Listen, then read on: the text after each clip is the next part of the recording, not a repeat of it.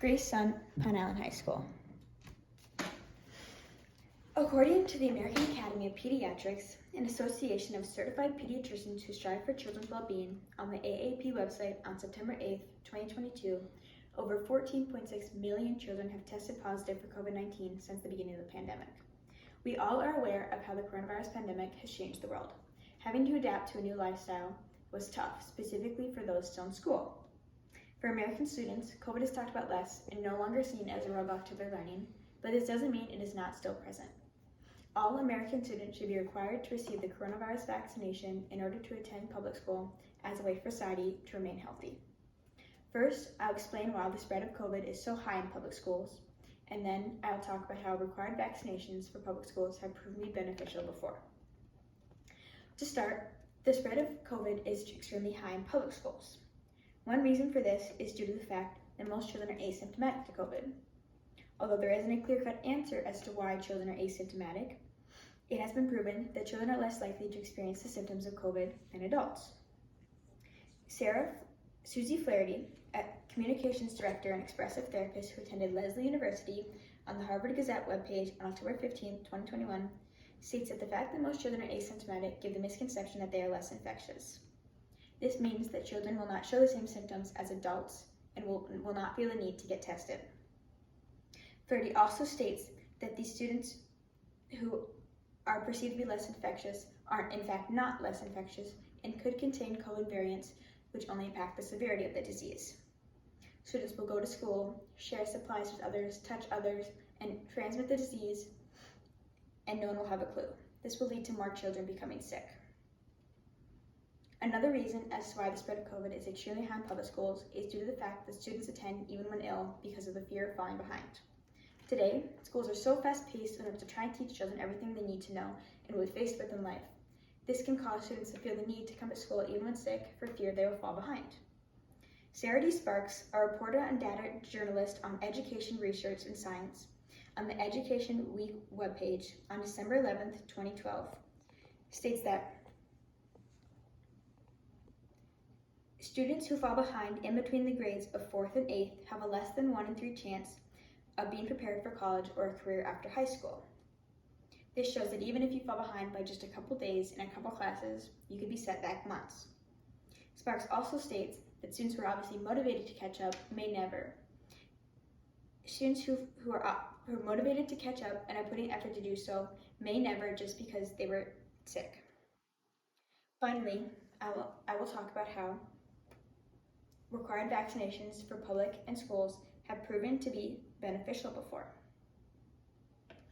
Over the last century and a half, vaccines have been used to keep children and adults around the world safe and healthy.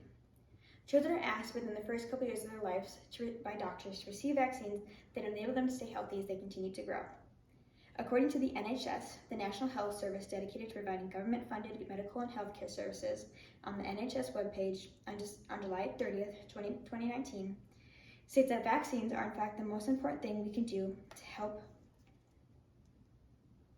stop the spread of diseases for children and adults. It is important to vaccinate when you are young, old, and constantly surrounded by those who can be infectious to prevent health issues. The NHS also states that vaccines have been proven to prevent up to 3 million deaths worldwide every year.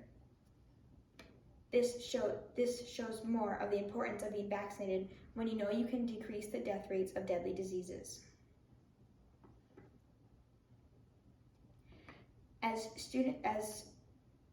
the public found that vaccinations have been beneficial to reducing death rates, people began to push governments and schools to take more initiative to reduce viruses in schools. Schools began to refuse to teach those compromised with the virus and require the vaccines readily available to them to be administered. Tara Law, a health and science reporter for Time magazine on the Time website on November 3rd, 2021, states that the greatest success of a school mandating a vaccine to be required was the elimination of polio in the United States. Polio is a very infectious disease that can lead to the paralysis and death of many of all ages.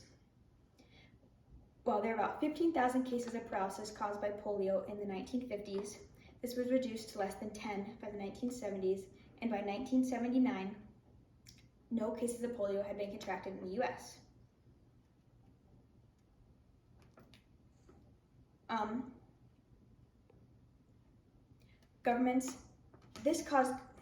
Because of this, governments began to see how important vaccines were to be administered and began to take initiative to prevent schools from getting rid of required vaccinations. Law states that 28 million school records were reviewed to identify students who were missing vaccination shots and referred them for vaccinations. And by the fall of 1980, the percentage of vaccines that had been administered to students enrolled in public school were above 92% for polio, measles, and mumps combined. This is a great improvement from the government, who initially were taking little steps to improve public health 20 years prior. Because of the fact that COVID spreads easily in public schools due to asymptomatic children and the fear of falling behind, and statistics that show that vaccinations have proved to be beneficial before, such as how polio and measles were reduced greatly, significantly. All American students should be required to receive vaccinations in order to attend public school as a way to keep society healthy. Now, I ask, do you believe we should still continue to take the risk of infecting more students with COVID, or should we require vaccinations for the benefit of all?